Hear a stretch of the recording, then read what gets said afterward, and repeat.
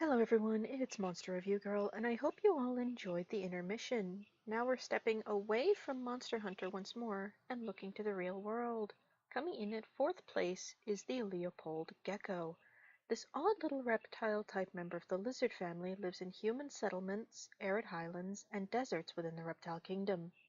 She is carnivorous, preferring small game and treats from her master, a relationship I'll go into later.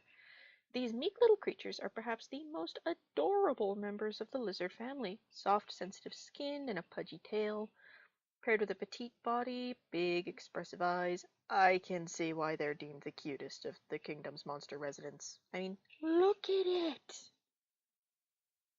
Too timid and weak to be fighters, they have found a niche in serving humans.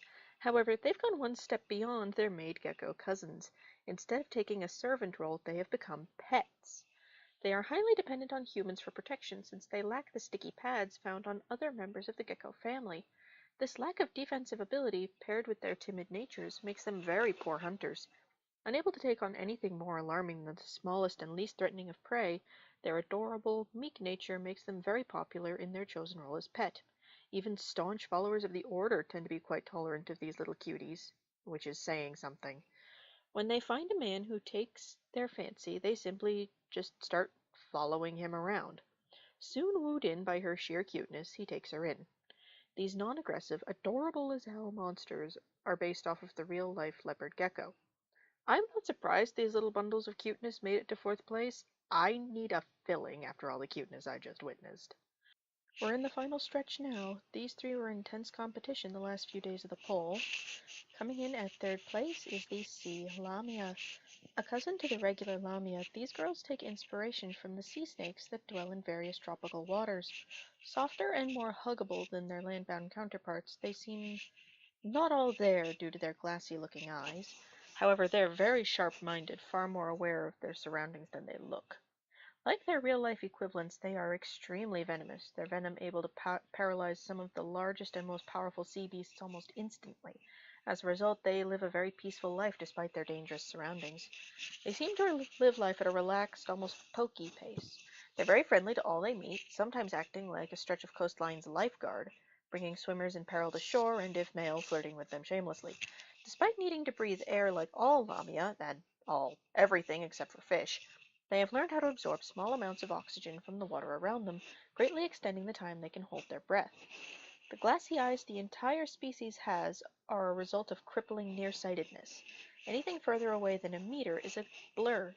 This rarely bothers them since they use other senses in the water, accurately able to sense the smallest fish around them for hundreds of meters, and smell food or a mate from a mile away. Their hearing's just as good, able to gauge health from a person's heartbeat. It's theorized that they also use electromagnetic fields as sensory input, but this has yet to be tested. They panic when suddenly removed from water, flailing and biting everything. Unable to sense vibrations and unable to move very well, they are effectively blind and crippled.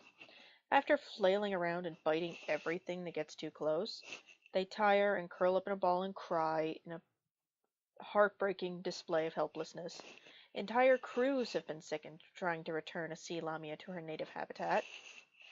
They have rather human courting practices, using their good reputation to charm a man they've generally rescued before, or one who's rescued her.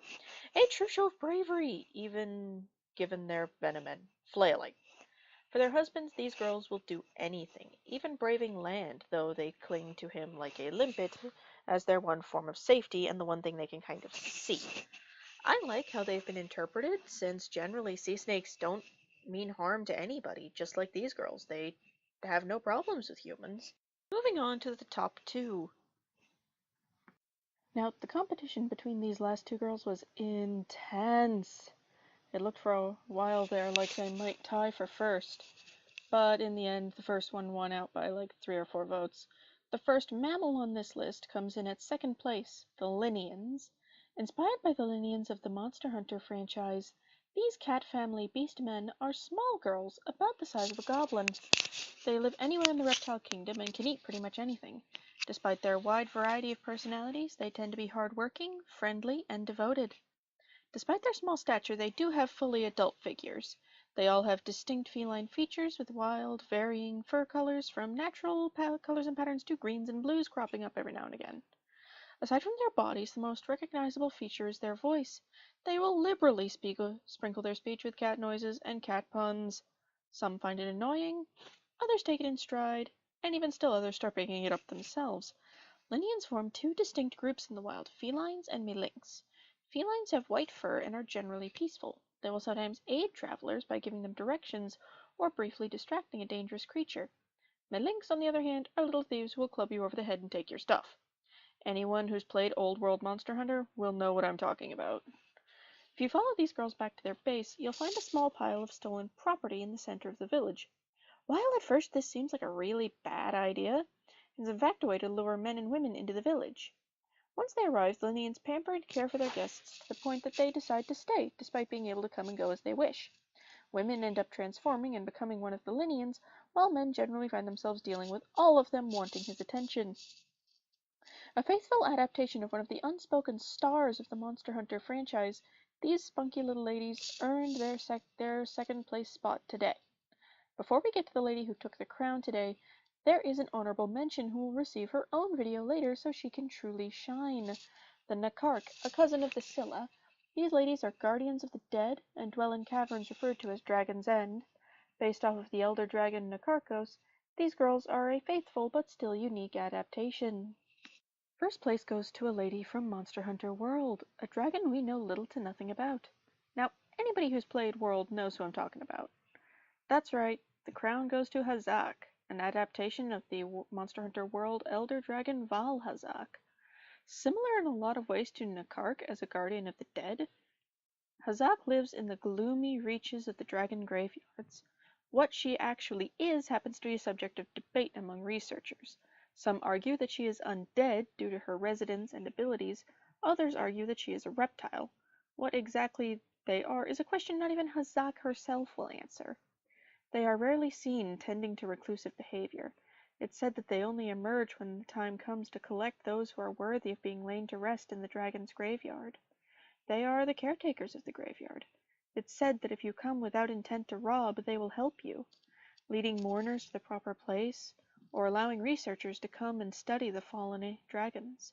While they don't hoard gold or jewels or magic items, it's said that to them, the dignity and honor of their fallen kin is treasure enough. Now, anyone who's fought Monster Hunter Worlds Hazak knows about the effluvium. This strange gray fog seems to be under the total control of the Hazak, able to take away life with barely more than a thought. They appear physically weaker due to their lighter builds and sickly-looking scales. For all intents and purposes, they look weaker than their fellow Elder Dragons. This is not the case at all. They will still hit you like a truck, just like their world counterparts. Hazaks are lonely creatures, sharing all monsters' yearnings for a husband. However, due to the graveyards that bind them, they can't leave and seek out a husband. If anything, they feel like they shouldn't take up a mate due to their surroundings and duty. When a man does catch their fancy by showing up a lot, their Queen of the Damned and Queen of the Undead facade crumbles away, turning into a sort of awkward schoolgirl with a crush type deal, which typically the man finds very endearing. They are incredibly warm and loving towards their husbands, who generally end up sharing their wives' effluvium controlling abilities despite being unable to produce it themselves. Overall, Hazak appears to be a faithful and unique interpretation of one of World's elder dragons.